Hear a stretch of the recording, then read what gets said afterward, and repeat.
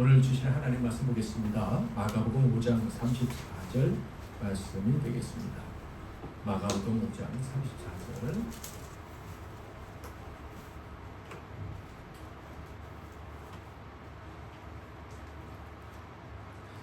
같이 한번 한 목소리로 읽겠습니다. 앞에 영상을 참조하시고 읽으셔도 되겠습니다. 같이 한번 읽어볼까요? 시작. 예수께서 이르시되 따라 내 믿음이 너를 구원하였으니 평안히 가자. 내 벽에서 내어 건강을 주셨다. 아멘. 오늘은 큰 무리 중 한 여자라는 제목으로 하나님 말씀을 상고하겠습니다. 여러분, 믿음을 갖는 데 있어서, 믿음 생활을 하는 데 있어서 우리의 감각들 중에 보는 감각이 중요할까요? 듣는 감각이 중요할까요? 이 말씀에 대한 성경의 답은 분명합니다. 한번 로마서 1장 17절을 읽어볼까요? 시작. 그러므로 믿음은 들음에서 나며 들음은 그리스도의 말씀으로 말미암았느니라. 아멘. 그러니까 사람의 모든 감각들 중에서 믿음의 가장 큰 영향을 미치는 것은 바로 들음이다, 청각이다라는 것을 알 수가 있어요. 히브리서 11장 1절 3절 말씀인데요. 히브리서는 믿음장이라고 해요. 믿음은 바라는 것들의 실상이요 보이지 않는 것들의 증거니 선진들이 이로써 증거를 얻었느니라. 믿음으로 모든 세계가 하나님의 말씀으로 지어진 줄을 우리가 아나니 보이는 것은 나타난 것으로 말미암아 된 것이 아니니라. 믿음에 대해서 말씀하시는데 첫 번째 하시는 말씀이 뭐라고요? 믿음은 보이지 않는 것들의 증거다. 그러니까 믿음이 꼭 보아야지만 주어진다라고 생각하는 사람들은 그건 큰 착각이다. 이렇게 이야기를 시작하시면서 믿음에 대해서 설명하신다. 어떤 믿음을 가져야 되느냐? 믿음으로 모든 세계가 하나님의 뭐로 지어졌다? 말씀으로 지어졌다. 하나님의 말씀으로 전 세계가 만들어졌다는 것을 믿는 것이 진짜 믿음이다. 그러니까 하나님의 말씀이 뭐예요? 하나님의 입으로부터 나온 소리죠. 그 소리가 온 세상이 존재하게 만들었다는 것을 믿는 거예요. 그러니까 여기 보면 믿음은 바라는 것들의 실상이다. 히브리서 11장 쭉 읽어보면 6절에는 이렇게 말씀이 있는데 무엇을 바라느냐 하면 보이지 않는 것들이 하나님이 주신 말씀 때문에 성취될 것이다. 그것을 믿는 것이 믿음이다. 즉 내가 들은 말씀 그대로 이루어질 것이다 라는 것을 인정하고 살아가는 사람이 믿음의 사람이다 라고 말씀하고 있어요. 여러분, 이 말씀 잘 아십니까? 요한복음 1장 12절인데 영접하는 자 곧 그 이름을 믿는 자들에게는 하나님의 자녀가 되는 권세를 주셨으니, 이 말씀을 많이 들어보셨을 텐데 여러분, 예수님을 구주로 영접하셨습니까? 예수님을 나의 주로 영접하기를 원하시죠? 아마 다 영접하셨으리라 저는 그렇게 믿고 싶은데, 그렇다면 영접하셨으니까 예수님은 여러분의 주인이 되신 거예요. 여러분이 영접하셨다 할 때 예수님을 나의 주인으로 모셔드립니다. 이런 뜻이거든요. 내 삶의 주인으로 모셔드립니다. 나를 언제나 인도하시는 분으로 인정합니다 라는 거예요. 자, 그렇다면 예수님은 어디 계십니까? 우리가 영접했으니까 우리 안에. 그렇죠. 여러분, 예수님이 여러분 안에 계심을 믿습니까? 아멘. 어떻게 알죠?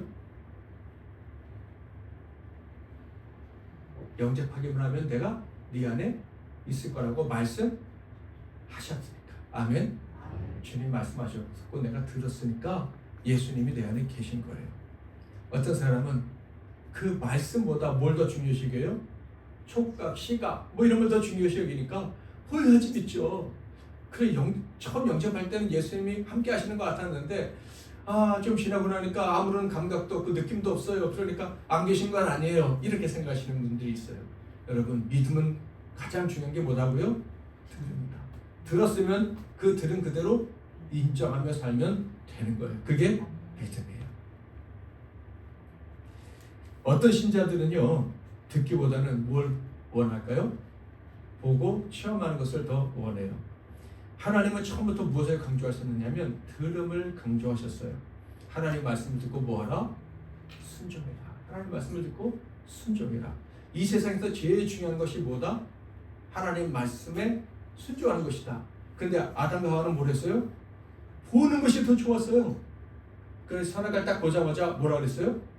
보아집도 하고 먹음직도 하고 지혜롭게 할 만큼 탐스럽게도 하고 하나님께서 말씀해 주신 것을 듣고 그 말씀대로 사는 것보다 자기 눈에 보기 좋은 것, 자기 감각을 만족시켜주는 것에 더 마음을 쏟아서 결국 죄인이 되고 말았습니다. 사람들이 꾀를 내가지고요, 듣고 순종하면 된다, 그게 믿음이야, 이렇게 말씀하시는데 하나님 저에게 정말 믿음을 주세요, 내가 정말 좋은 믿음을 갖기를 원한다면 증거를 좀 주세요 하면서 계속 증거를 요구하는 거예요. 믿음은 어디서 난다? 들음에서 난다. 그런데 사람들은 나는 더 좋은 믿음 갖고 싶으니까 증거를 내놓으세요, 좀 보여주세요, 이렇게 한다는 거예요. 보이는 것들은 보이지 않는 하나님 말씀으로 말미암아 된 줄 믿으시기를 바랍니다. 그러므로 우리가 세상에 있는 것들 본다면 어떻게 생각을 해야 돼요? 보이는 모든 것들은 무엇으로 만들어진 것이다? 하나님의 말씀 때문에 존재하게 된 것이다. 아멘. 그래서요, 범사에 감사하라 라는 말씀이 가능한 거예요. 모든 것을 하나님이 하신 거예요. 아멘. 그러니까 지금 우리 삶의 어려운 일도 누가 하고 계신 거예요? 지금 하나님이 지금 섭리하고 계신 거예요. 그것을 믿고 감사하는 것이 사람의 본분인 거예요. 그래서 모든 일 통해서 하나님께 영광을 올려드려야 되는 거예요. 하나님이 하셨다고. 그런데 사람들은요, 왜 듣고 순종하는 것보다 다른 감각을 원할까요? 피조된 것은, 즉 세상에 만들어진 것은 하나님의 말씀으로 된 것이라는 사실을 인정하지 않으니까. 창세기 1장, 2장, 3장에 있는 말씀, 모든 만물을 하나님이 말씀으로 만드셨다. 아멘. 그 말씀을 믿지 않으니까, 지난번에 한번 말씀드렸죠. 빅뱅으로 세계가 만들어졌다, 말도 안 되는 그 얘기는 잘 믿으면서 하나님이 천지를 말씀으로 만드셨다는 얘기는 안 믿으니까 하나님께서 말씀하신 것, 그 말씀의 위대함을 부인하고 자꾸 보여달라고. 그러니까 더 깊은 곳을 내려가면 뭐가 있느냐면 교만이 있는 거예요. 하나님이 어떻게 그런 일을 할 수가 있어? 내 기준으로 볼 때 하나님이 그런 일을 하실 수가 없어. 어떻게 그런 일을 할 수가 있어? 말이 안 돼. 즉 교만함이 가득하기 때문에 하나님께 자꾸 증거를 주려고 하는 거예요. 사람들은 꾸며요. 저 하나님 더 잘 믿고 싶으니까 증거를 주세요. 자기를 위장하는 거예요. 하나님은 거기에 속으실까요? 안 속으실까요? 안 속으셔요. 증거를 달라고. 예수님이 오셨을 때도요, 사람들이 증거를 달라고 했어요. 예수님이 병자를 고치고 귀신 들린 자를 쫓아내시고 고치시고 그 다음에 죽은 자도 살리시는 기적을 행하셨던데 사람들이 뭐라고 하는 줄 아십니까? 누가복음 11장 29절에 보면 무리가 모였을 때 예수께서 말씀하실 때 이 세대는 악한 세대라 무엇을 구하되? 표적을 구하되. 마태복음 16장 4절에 보면요, 악하고 음란한 세대가 무엇을 구한다? 표적을 구한다. 끝에 보니까 그들을 떠나 가십니다. 증거를 구하는 사람들, 뭔가 보면 믿겠다는 사람들은 악한 사람이고 심지어 음란한 자들이다. 음란이라는 말은 자기 배우자보다 다른 사람을 사랑하는 걸 말해요. 하나님보다 다른 신을 섬기는 자들이, 즉 우상 숭배자들이 자꾸 표적을 달라고 한다는 거예요. 진짜 하나님을 믿는 사람이라면 이 눈에 아무 증거 아니 배어도 하나님 말씀이 비춰지고 그 말씀에 순종하며 살아가게 되는 거예요. 오늘 우리가 살펴보려는 본문 말씀 역시 악한 사람들의 실상을 그대로 보여주고 있습니다. 듣는 데는 별로 관심 없고, 즉 순종하는 일에는 별로 관심 없고 감각적인 것만 원하는 사람들의 모습을 보여주고 있어요. 오늘 본문 말씀 아주 유명한 얘기인데 12해 동안 혈루증을 앓던 여인을 예수님이 고쳐주신 그 사건에 대한 이야기입니다. 자, 그런데 이 사건은 이런 구절로 시작이 돼요. 21절 같이 한번 읽어볼까요? 시작. 예수께서 배를 타시고 다시 맞은편으로 건너가시니 큰 무리가 그에게 오거든을 이에 바닷가에 계시더니. 자, 혈루증 앓던 여인을 고쳐주신 사건인데 처음 등장하는 사람은 누구예요? 예수님과 큰 무리라는 것을 알 수가 있어요. 그러니까 지금 하나님은 이 큰 무리에게도 관심이 있으신 거예요. 12에 앓던, 병을 앓던 그 여인을 고쳐주는 데도 관심이 있으시지만 큰 무리가 등장한다는 것을 볼 때 큰 무리와도 관련된 교훈을 우리에게 주시기를 원하신다라는 거예요. 자, 그렇다면 예수님이 지금 배 타고 맞은편으로 가시는 이렇게 돼 있는 거 보니까 저 건너편에서 배를 타고 이렇게 오신 거예요. 그때 큰 무리가 예수님이 오시는 것을 마중 나갔다라는 것을 알 수가 있어요. 그러니까 예수님이 오시는 줄 어떻게 알고 있었던 거예요. 알고 있었고 그래서 때를 맞춰서 나갔다. 그러면 도대체 무슨 얘기를 듣고 이 사람들이 모였을까요? 자, 마가복음 5장 13절에 보면요. 허락하신데 더러운 귀신이 나와서 돼지에게로 들어가며 거의 2,000마리가 말이 되는 떼가 바다를 향하여 피털로 내리더라 바다에서 올사하거늘. 무슨 얘기인지 알겠다. 예수님이 그 지금 배에서 내리신 건너편은 거라사 땅이라고 하는데 그 거라사 땅에 유명한 귀신 들린 사람이 있었어요. 이 귀신 들린 사람이 있었는데 그 사람이요 예수님을 보고 어떻게 했다고요? 예수님을 보고 예수님 앞에 나와서 엎드린 거예요. 엎드린 거예요. 왜냐하면 이 귀신 들린 사람의 안에 있는 귀신이 소리를 들었거든요. 뭐라고 들었냐? 예수님이 그 사람에게서 나가라. 누구에게? 귀신에게. 그랬더니 이 사람이 나와서 제발 멀리 쫓아내지 말라고 그랬더니 예수님이 뭐라 하셨어요? 저 돼지 떼개로 가라라고 말씀하셨더니 돼지가 몇 마리가 바다에 들어가서 죽었냐면 2,000마리가 올상. 그러니까 그 유명한 귀신 들린 사람을 강 건너편에도 있는 강 건너편에 있는 사람들도 들었던 소문이 났던 그 유명한 귀신 들린 사람을 예수님이 고치신 거예요. 근데 어떻게 소문 났을까? 이렇게 생각하시면 됩니다. 여기 이렇게 그 호수가 있으면 육지는 뒤로 이어지는 거예요. 그래서 이렇게 사람들이 뒤로 와서 소문을 내는 거죠. 배를 타고 가는 것은 가로지르는 가는 거고 이 소문이 이렇게 빨리 가는 거예요. 그래서 예수님께 배를 타고 오시니까 사람들이 벌써 소문을 듣고 이렇게 모였다. 자, 그렇다면 이 놀라운 소식을 듣고 모인 사람들은 야, 예수님이 말씀하시니 귀신이 나갔더라. 그러므로 나도 그 말씀을 듣고 병고침도 받고 그 말씀 듣고 내 영혼도 새로워지고 내 삶이 새로워지고 싶어 해서 뭐였을까요? 아니면 이야, 귀신 쫓아내는 그 능력을 나도 한번 보고 싶다 해서 뭐였을까요? 듣고 싶어 모인 게 아니라 보고 싶어서 모인 거예요. 어떻게 하느냐? 그 뒤를 보면 알 수가 있어요. 성경은요 자세히 보면 참 놀랍습니다. 지금 군중들이 모였잖아요. 근데 예수님이 이제 누구를 치료하실 거라 그랬어요? 12해 동안 혈루증 앓던 여인. 근데 그 혈루증 앓던 여인을 고치러 가시기 전에 다른 사건이 중간에 딱 끼어들어요. 무슨 사건이냐면 회당장 야이로의 딸이 병들어서 거의 죽게 된 사건이 들어옵니다. 자, 한번 읽어볼까요? 마가복음 5장 22절부터 24절. 이건 한번 같이 읽어보겠습니다. 시작.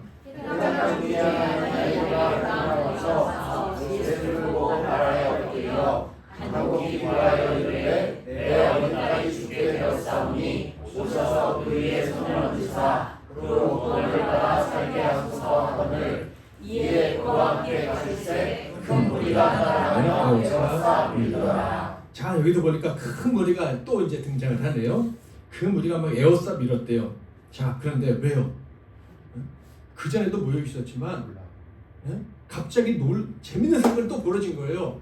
회당장, 유명한 회당의 장인 야이로라는 사람인데 딸이 병들었는데 사람들이 다 알고 있었는데 지금 죽게 거의 이제 숨이 넘어가기 직전이라는 거예요. 그래서 그 사람이 와서 예수님 앞에 엎드려서 살려주세요 라고 하는 거예요. 회당장 하면요 유대교에서도 굉장히 높은 사람인 거예요. 근데 그 사람이 얼마나 급했으면 예수님 앞에 엎드렸겠어요. 율법주의자 예수님 별로 안 좋아했거든요. 그러니까 사람들이 이야 또 한번 놀라운 걸 보겠구나. 귀신을 2,000마리나 쫓아냈다더니 이젠 죽은 자도 죽어가는 사람도 살리겠구나 하면서 사람들이 큰 무리가 모였는데 어느 정도로 모였어요? 예수님을 둘러싸고 막 서로 밀치고 나가려고 할 정도로 그렇게 모였다. 자, 처음 그들이 모인 이유는요 들었기 때문이에요. 예수에 대한 소식. 그런데 지금은 왜 모인 거예요? 그들의 마음은 지금 보고 싶은 마음으로 모여서 보고 싶은 마음이 점점 커지고 있는 거예요. 믿음은 들음에서 난다. 그런데 사람들은 보기를 원한단 말이에요. 이것을 보면서 생각나는 구절이 있어요. 마가복음 4장 9절. 또 이르시되 들을 귀 있는 자는 들으라 하시니라. 들을 귀 있는 자가 있고 들을 귀가 없는 사람이 있다라는 예수님의 말씀이에요. 자, 그런데 오늘 말씀을 통해서 우리가 미루어 짐작을 해보면 들을 귀 있는 자가 많아요. 들을 귀 없는 자가 많아요. 들을 귀 없는 자는 큰 무리고 들을 귀 있는 사람은 아주 소수라는 것을 알 수가 있어요. 그래서 절대 군중, 대세 이런 것들이 휩쓸리면 안 되는 거예요. 사람들이 다 이렇게 말하더라. 그런 말에 넘어가면 절대 안 되는 거예요. 사람은요 원래 듣고 싶은 것만 듣는다고 하잖아요. 듣고 싶은 것만 듣는다는 말은 믿고 싶은 것만 믿는다는 거예요. 여러분 유튜브 알고리즘이 있는데 그걸 보면 야 성경 말씀이 딱 맞다. 응? 자기가 보는 것만 계속 나오잖아요. 보고 싶은 것만 계속 나오게 만들잖아요. 응? 듣고 싶은 것만 듣는다, 믿고 싶은 것만 믿는다. 이게 무슨 뜻일까요? 응? 어느 순간 어렸을 때 자기도 모르는 사이에 어떤 소리를 딱 들었어요. 많은 소리를 들었는데 그 중에서 자기가 좋아하는 소리를 나도 모르게 선택을 한 거. 그래서요 점점 나이가 들어갈수록 그 소리는 자기가 좋아하는 소리는 그게 부정적인 소리든 긍정적인 소리든 그 소리가 들어오면 계속 꽂혀요. 그게 내가 돼. 내 세계관이 되고 나의 관점이 되고 나의 인생이 돼요. 그런데 아무리 좋은 소리라도 처음에 어렸을 때 듣지 못했던 소리라든지 들었을 때 별로 안 좋게 느꼈던 소리는 계속 배척을 하게 되어 있어요. 얼마 전에 한 선생님한테 초등학교 선생님한테 들었는데요. 선생님이 학생한테 야, 너 참 잘생겼다 그랬더니 아이가 화를 내더래요. 나 못생겼어요. 잘생겼는데 남들이 다 나를 못생겼다 그래요. 그러니까 이 아이는 계속 안 좋은 소리만 들어왔는데 그거를 좋게 받아들인 거예요. 기분은 나쁘지만 그래 난 못생겼어 이렇게 받아들인 거예요. 또 3학년 학생한테 너 공부 열심히 하면 대학 갈 수 있어 그랬더니 저는 대학 안 가요. 학교 졸업하면 사회로 나갈 거예요 그랬대요. 왜 이 아이가 그런 얘기 했을까? 부모님에게나 가까운 사람이 그런 얘기 들었겠죠. 너는 공부 아주 안 돼. 근데 그거를 긍정적으로 받아들인 거예요. 배척을 한 게 아니라. 부잣집에서 아주 잘 자라난 한 젊은이가 있다고 합시다. 그런데요, 그 부모님이 부잣집인데도 매일 다투어서 싸우다가 아이를 보면 너 때문에 네가 태어나서 우리가 이런 꼴이 된 거야 라고 했다면 그 아이가 자라서 아무리 부자고 머리가 좋아서 공부를 잘하고 사람들이 잘생겼다 칭찬해줘도 자기는 불행의 화신 이렇게 생각할 확률이 굉장히 높아요. 세상에는 많은 사상, 많은 이데올로기 그런 것들이 있는데 사람들은 다 자기가 좋은 것을 선택하고 가요. 그게 좋으면 계속 그 얘기만 들어요.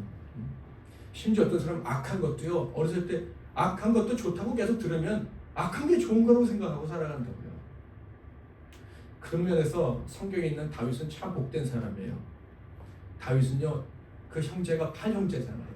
그런데 7제까지는 아버지가 귀하게 여기고 사랑하고 특별해. 너는 우리 이 나라의 왕을 뽑는다면 왕이 될 수도 있어. 그 정도로 존귀하게 여겨졌는데 다윗은 완전히 그냥 없는 애 취급을 했단 말이에요.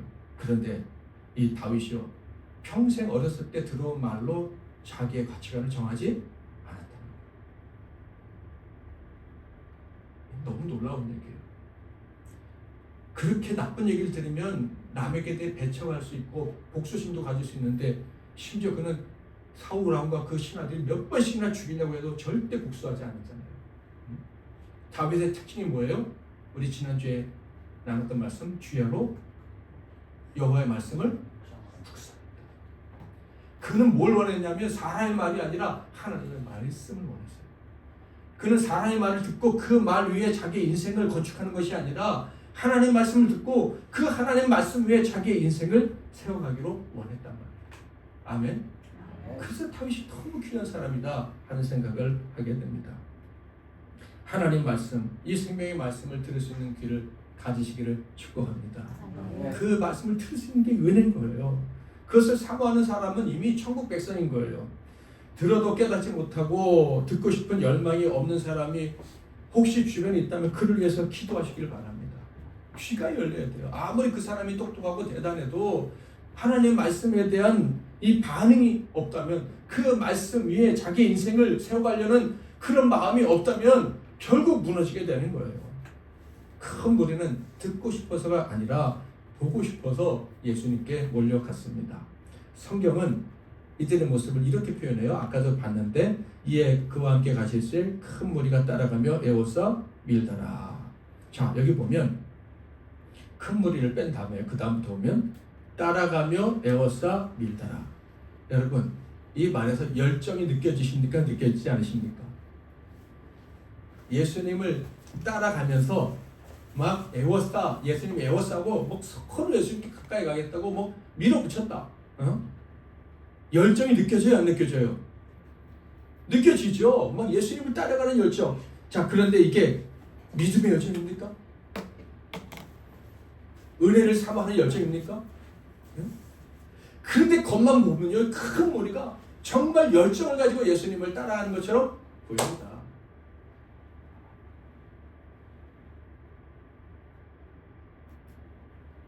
이게 특별한 모습일까요?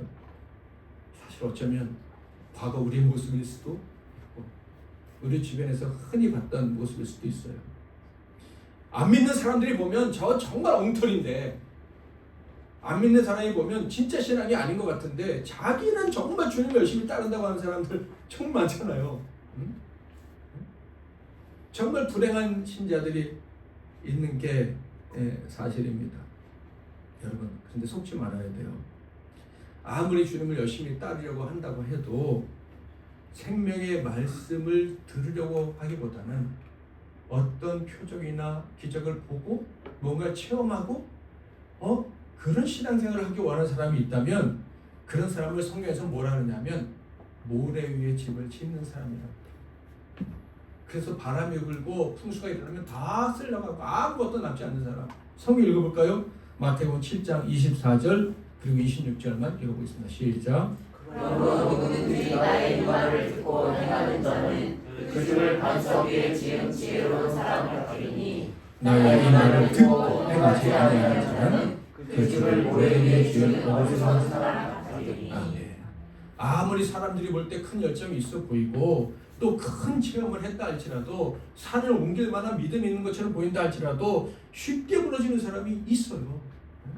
어제는 대단한 믿음이었던 것 같은데 뭐 간증도 하고 그랬는데 오늘은 뭐 하나님이 있니 없니 뭐 내가 정말 하나님 믿어야 될지 말아야 될지 모르겠다는 등 이상한 소리 하면서 비틀비틀거리는 사람이 정말 많이 있다라는 거예요. 왜 그렇습니까? 듣는 것보다, 듣고 순종하는 것보다 감각적인 것을 더 의지하여 신앙생활을 해왔기 때문인 거예요. 그래서요, 감각적인 신앙을 가지고 있는 사람들은요, 아무리 뭐 대단한 신앙을 가진 것 같아도 마음이 늘 불편해. 기쁨이었어요. 왜냐하면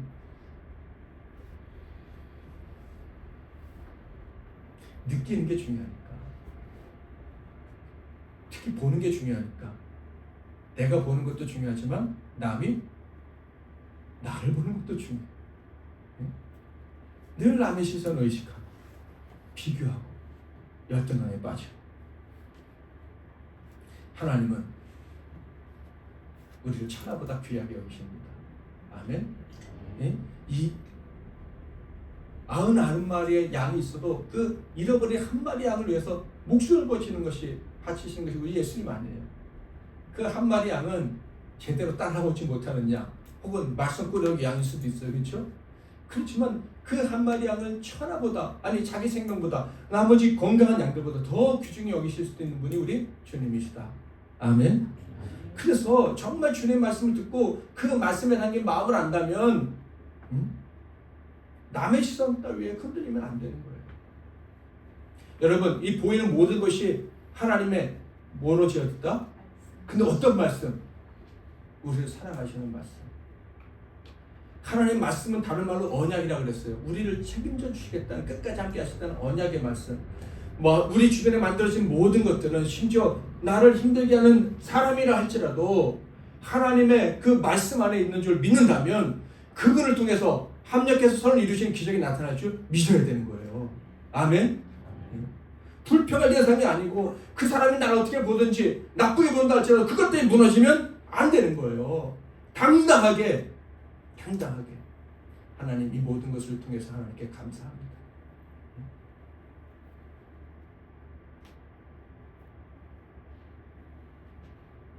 듣는 것보다 다른 감각을 더 중요시 여기는 사람은요, 성경적으로 봤을 때도 그렇고 제가 경험적으로 봤을 때도 그렇고 허세를 부리고,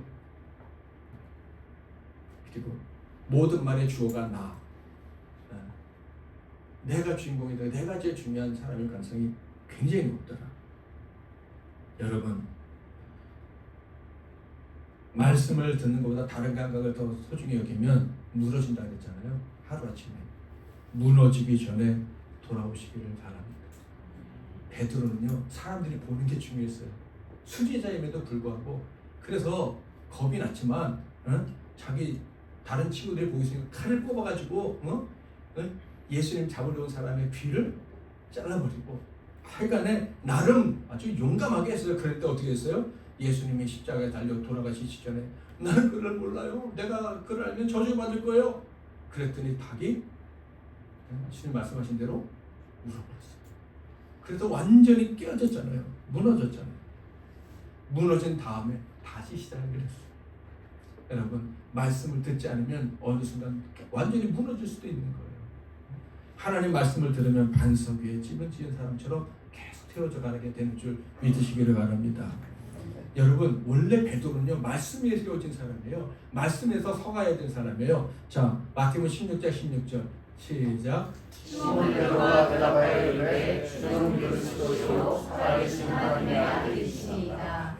예수님이 제자들에게 물어봤어요. 너희는 난 누구라고 생각하느냐? 그랬더니 사람들에게 들은 말 막 쭉 얘기를 해요. 근데 베드로는요, 한 번도 경험해 보지 못한 얘기지만 예수님 말씀을 기억하고 있다가, 주님은요 그리스도시요 살아계신 하나님의 아들이십니다.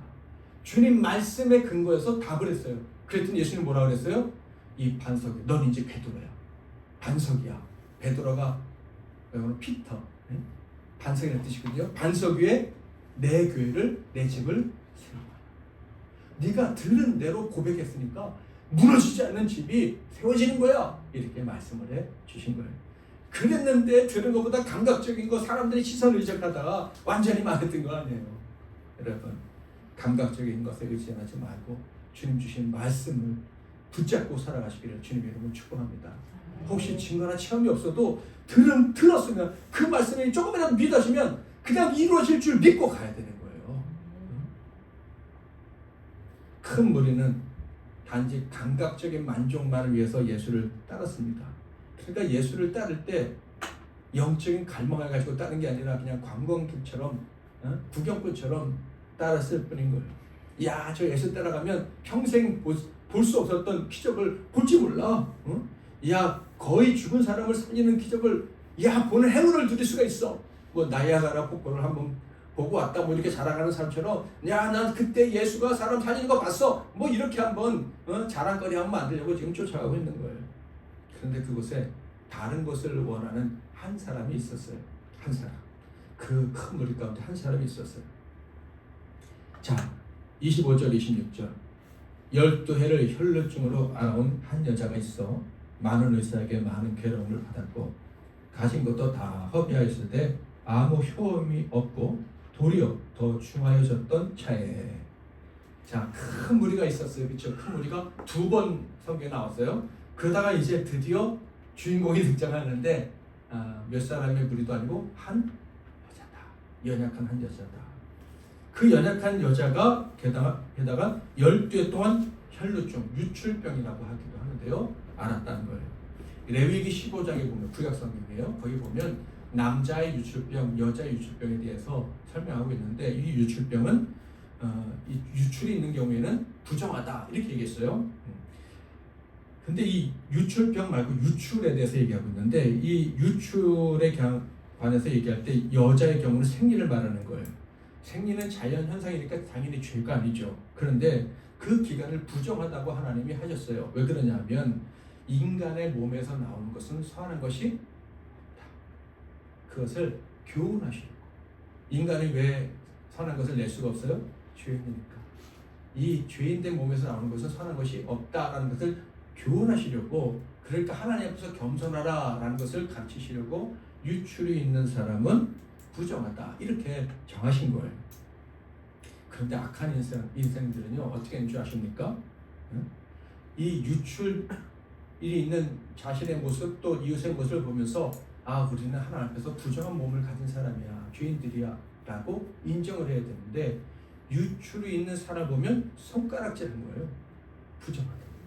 그러니까 자기 눈에 있는 티끌은 보지 못하고 들보는 보지 못하고 남의 눈에 있는 티끌만 보는 그런 악한 습성을 드러내고 만 거예요. 특히 여성의 경우에 유출병이 있으면 생리가 멈추지 않고 계속 나오는 그런 병이 있으면 정말 부정하고 더러운 존재로 여겼어요. 그러니까 이 병에 걸리면 자기 몸도 힘들지만 사람들의 손가락질 그리고 하나님의 저주까지 다 짊어지는 이중 삼중의 고통을 겪어야 했다. 당연히 정상적인 삶이 불가능한 거죠.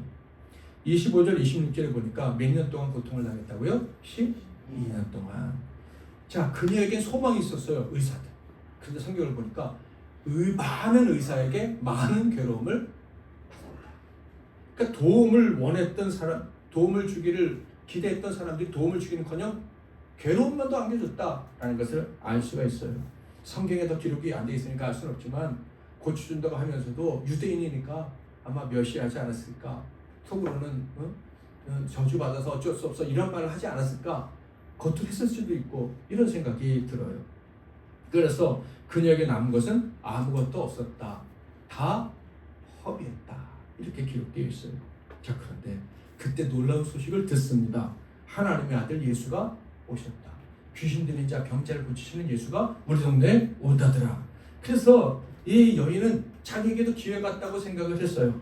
어쩌면 내가 기회를 잡을지도 모른다. 이 시간에 이 기회에 내 인생을 건져 생각을 한 거예요. 그래서 무리 중에 섞여서 소망을 품고 주님께 나아갑니다. 이것은 대단한 용기가 필요한 일이에요. 왜냐하면 사람들이 다 이 여인이 부정한 여인이라고 생각하고 있는데 그 사이에 끼어들면 부정한 여인과 접촉하면 그 사람도 일주일 동안 부정해지거든요. 그러니까 막 사람들이 기겁하고 도망갈 수 하거나 뭐 돌을 던질지도 모르는데 그래도 막 나가는 거예요. 자, 27절 28절 같이 한번 읽겠습니다. 이 여인의 간절한 마음이 우리의 마음이 되길 바라면서 시작. 예수의 손을 듣고 우리 가운데 뛰어 들어와서 그의 옷에 손을 대니 이는 내가 그의 옷에만 손을 대어도 구원을 받으리라 생각함이라. 자, 이 여인이 기대했던 감각은 뭡니까? 촉각, 손으로 만지는 거 촉각이겠죠. 그러면 몸이 낫는 거니까 특별한 치료의 경험? 뭐 그런 거겠죠. 건강한 몸을 느껴보는 거. 자, 그런데요, 이 믿음을 가지고 나아가서 주의 어깨를 만지자마자 29절 이에 그의 혈루 근원이 곧 마름에 병이 나온 줄을 몸에 깨달습니다. 이에라는 말은 주님의 옷에 손을 대는 순간 이런 뜻이에요. 그 순간 자기의 몸이 치료됐음을 감각적으로 느꼈어요. 자, 지금 사람들은 뭔가 보고 싶어서 가고 있어요. 그런데 이 여인은 본 건 없어요. 그렇죠? 근데 그것보다 더 놀라운 체험을 합니다. 자기 몸이 변화되는 것을 경험해요. 기적이 나타났구나 하는 것을 남들은 몰라도 나는 느낄 수 있었다는 거예요. 그러면 그 여인의 소망은 성취가 된 것이죠. 그런데 성경은 이 여인이 그 순간 기뻐하기보다는 공포에 사로잡혔다 이렇게 얘기를 하고 있어요. 자, 예수님의 이 말씀과 행동 때문에 공포에 사로잡혔다 그랬는데 30절부터 제가 읽어보겠습니다. 예수께서 그 능력이 자기에게서 나간 줄을 곧 스스로 아시고 무리 가운데서 돌이켜 말씀하시되 누가 내 옷에 손을 대었느냐 하시니 제자들이 여쭤오되 무리가 에워싸 미는 것을 보시며 누가 내게 손을 대었느냐 물으시나이까 하되 예수께서 이 일을 행한 여자를 보려고 둘러보시니. 이 상황과 또 제자들과 예수님의 대화를 통해서 알 수 있는 것은 예수님은 누가 자기를 만졌는지 아셨다는 거예요. 근데 제자들이 볼 때는 다 만진 거예요. 사람들이 막 미치니까 뭐 서로 막 부딪히면서 예수님 못게 쓰시다는 많은 거예요. 그런데 예수님이 누가 내 옷을 만졌느냐라고 하시는 것을 보면 예수님의 옷을 많은 사람이 만졌어도 예수님이 관심을 가진 손길은 한 사람밖에 없었다. 그것을 알 수가 있었어요. 그리고 예수님이 아신 정도가 아니라 사실 그 여인이 손을 댈 때 그 여인의 몸을 치료해 주셨어요. 그러니까 그 여인은 인격적으로도 그 삶 전체, 그 마음의 소원까지 예수님이 다 하셨다는 거예요. 그 여인의 고통도 알고 계셨다는 거예요. 그런데 예수님이 아셨다는 건 정말 놀라운 일이지만 이 여인은 공포에 떨게 됩니다. 야, 예수님이 부정한 내가 손을 댄 것을 아시고 자기 몸이 지금 부정해지는 것 같아서 소름이 끼쳐서 내 몸이 더러워지는 것 같아서 지금 누가 만졌느냐 하시는구나. 저 많은 사람이 만질 때 가만히 계시다가 내가 만지니까 지금 주님이 그 거룩하신 분이 자기의 영혼이 해를 입는 게 느껴지는 것 같아서 지금 기분 나빠서 말씀하시는구나 하는 것을 느낀 거예요. 그래서 가만히 있을 수가 없어 두려워 떨며 주님 앞에 나아갑니다. 33절은 같이 읽어보겠습니다. 시작. 여자가 자기에게 이루어진 일을 알고 두려워하여 떨며 와서 뼈 모든 사실을 여쭈니. 저는 이 말씀을 여러 번 읽어봤어요. 읽어볼수록 이상해요. 그렇죠? 자신에게 이루어진 일 때문에 두려워했다 그랬는데 이루어진 일이 뭡니까? 병난 거잖아요. 기적이잖아요. 소원이 성취된 거예요. 12년 동안 그렇게 원했던 것이 드디어 오늘 이 순간 이루어진 거예요. 그러면 그 순간 뭐 해야 돼요? 두려워해야 돼요? 기뻐해야 돼요? 기뻐해야죠. 즐거워야죠. 춤을 춰야죠. 내 병이 낫다 하고 사람들이 떠들어야죠. 그런데 두려워서 엎드렸다는 거예요. 여기서 우리가 알 수 있는 것은 이 여인에게 중요한 것은 촉감, 치료받았다는 어떤 기적의 체험, 이게 아님을 알 수가 있어요. 어쩌면 그전에는 주님 옷을 만지면서 난 치료받으면 소원이 없겠다 생각했을지도 몰라요. 그런데 어쩌면 만지는 순간 생각이 바뀌었을 가능성이 높아요. 처음에는 그녀도 다른 사람과 크게 다르지는 않았을 수도 있을 것 같아요. 단지 보는 것, 다른 사람의 병을 치료하기를 보는 것보다 내 몸이 치료되는 것을 소원했다. 이 정도 차이. 그런데 그토록 원해졌던 그 일이 자기 몸에서 이루어진 것을 경험한 순간, 하나님의 능력이 자기 몸을 사로잡았다는 것을 깨달은 순간, 그 여인은 뭘 깨달았냐면 부정한 내가 주님의 옷깃을 만졌구나 하는 것을 느꼈어요. 자, 그런데 더 놀라운 거는 내가 주님의 옷깃을 만져서 주님이 부정해졌는데 나는 어떻게 해졌어요? 깨끗해졌어. 주님은 부정해졌는데 나는 거룩해졌어. 이게 무슨 뜻인지 아시겠어요?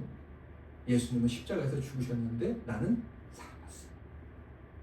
예수님은 내 죄 때문에 고통을 당하셨는데 나는 죄에서 해방됐어. 이 엄청난 경험을 한 거예요. 그러니까 이 영적인 이 진리가 깨달아지니까 이 여인이 어떻게 할 수가 없었던 거예요.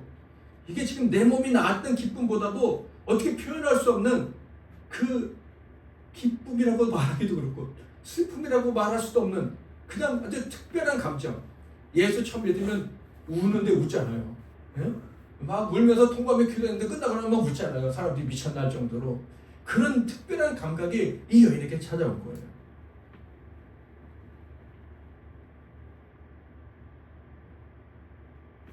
한마디로 말해서 생명의 복음, 예수가 부활하셨다. 예수가 너의 죄를 위해 죽으시고 부활하셨다. 내가 너를 위해 죽고 다시 부활했으니 너도 나를 믿기만 하면 죄에 대해서 죽고 의에 대해서 살아난다. 이 말씀이 이 은혜 귀에 들려온 것과 마찬가지죠. 자, 지금 예수 앞에 엎드렸어요. 과연 이 여인에게 평안이 찾아올까? 당연히 찾아오죠. 언제 찾아옵니까? 34절 같이 읽겠습니다. 시작. 예수께서 이르시되 따라 내 이름이 너로 하였으니 평안이라 내 병에서 놓여 건강할지어다. 아멘. 언제 이 여인에게 평안이 찾아와요? 예수님의 능력을 체험했을 때가 아니라 예수님의 말씀을 들었을 때, 예수님이 용서하시겠다는 말씀을 선언해 주셨을 때, 선포하셨을 때. 그러니까 어떤 체험, 어떤 육적인 체험보다, 감각적인 경험보다 주님 말씀 듣는 것이 더 소중하다라는 것을 알 수가 있어요. 많은 사람들이 체험하면 믿음이 더 좋아질 거라고 생각하는데 천만의 말씀이에요. 저는 어렸을 때 이제 교회 처음 나온 사람들 막 기적을 막 체험하는데 저는 모태신앙이라 태어날 때부터 이 교회에서 쭉 자라다 보니까 별로 그런 체험이 없는 것 같아서 하나님이 나를 좀 늦게 부르시지 왜 어렸을 때부터 부르셔가지고 저는 익사이팅한 체험을 못하나 타락했다가 다시 오면 내가 좋은 훌륭한 신자가 될 수 있을까 뭐 이런 생각도 많이 해봤었어요. 그런데 말씀을 알다 보니까 어렸을 때부터 하나님 말씀이 믿어지고 그 말씀대로 사는 게 진짜 복이라는 것을 깨닫게 되었어요. 이 여인은요, 자기도 모르는 사이에 자기에게 가장 소중한 것이 무엇인지를 예수님 앞에서 보여드린 거예요. 자기도 모르게 내 안에는 진짜 소원이 있다는 걸 보여드린 거예요. 처음 예수님 앞에 나갈 때는 병 낫고 싶어서 갔는데, 그런데 진짜 소원은 예수님의 말씀, 용서의 선언, 예수님이 주시는 평안의 메시지, 이걸 듣고 싶어서 나갔다는 것을 깨닫게 된 거예요. 주님 말씀을 들으니까 진정한 재미와 기쁨을, 회복의 즐거움을 누릴 수가 있었다. 그 많은 큰 무리 중에 진짜 행복한 사람은 이 여인 한 사람이었던 거예요. 주님의 말씀을 마음으로 듣고 기뻐할 수 있었던 사람. 여러분, 이 사건 위에 어떤 일이 벌어지겠어요? 예, 맞아요. 야이로의 딸이 고침받는 일이 벌어집니다. 그런데요, 참 재밌는 것은 야이로의 딸을 고쳐주겠다고 이 여인을 고친 다음에 막 가는데 야이로의 집에 사람이 왔어요. 무슨 소식을 가지고 왔냐면 야이로의 딸이 금방 죽었습니다. 근데 예수님이 뭐라고 말씀하셨어요? 그 아이가 죽은 것이 아니라 잔다 했더니 사람들이 뭘 하겠어요? 보는 것을 포기했어요. 이제 보지도 않겠다. 그러고 나서 뭘 했는지 아십니까? 예수님을 비웃었어요. 보려는 신앙은요, 언젠가는 그렇게 무너지는 거예요. 믿음이 좋은 건 열정적으로 따라하는 것 같다가도 자기 원하는 게 되지 않으면 포기하는 거예요. 그런데요, 그 사건은 결코 의미 없고 예수님 비난받을 만한 일이 아니었어요. 한 소녀에게는요, 이 복된 시간이었습니다. 어떤 소녀겠어요? 방금 죽은 그 소녀. 자, 41절 42절 같이 읽겠습니다. 시작. 그 아이의 손을 잡고 이르시되 달리라 하시니 너는 내가 되게 하노니 소녀야 일어나라 하시니라. 소녀가 곧 일어나서 보니 나이가 12살이라. 사람들이 곧 크게 놀라고 놀라더니. 아멘. 예수님이 도착하셨을 때 그 집안에 통곡 소리가 가득했어요. 소녀가 죽었으니까. 소녀가 통곡 소리를 들었을까요? 못 들었겠죠. 그런데 그 소녀가 살아나요. 죽은 소녀가 놀라운 소리를 들었어요. 예수님의 음성. 뭐라고 돼 있어요? 달리다. 번역하면 내가 내게 말하노니 소녀야 일어나라. 그런데 그 죽었던 아이가 들은 거예요. 여러분, 이런 말씀 아시죠? 어르신들이 돌아가시기 직전까지 모든 감각이 다 죽어도 뭔 살아있다고? 청각은 살아있다고. 그래서 마지막까지 복음을 드려야 된다고. 잘 알고 있어요. 이 소녀가 죽었는데도 예수님의 음성을 들었어요. 누구처럼? 나사로처럼. 그리고 죽었던 저와 여러분처럼 들었어요. 주님 음성을 들었어요. 그랬더니 어떻게 해요? 살아났어요. 주님 음성을 들었더니 살아났어요.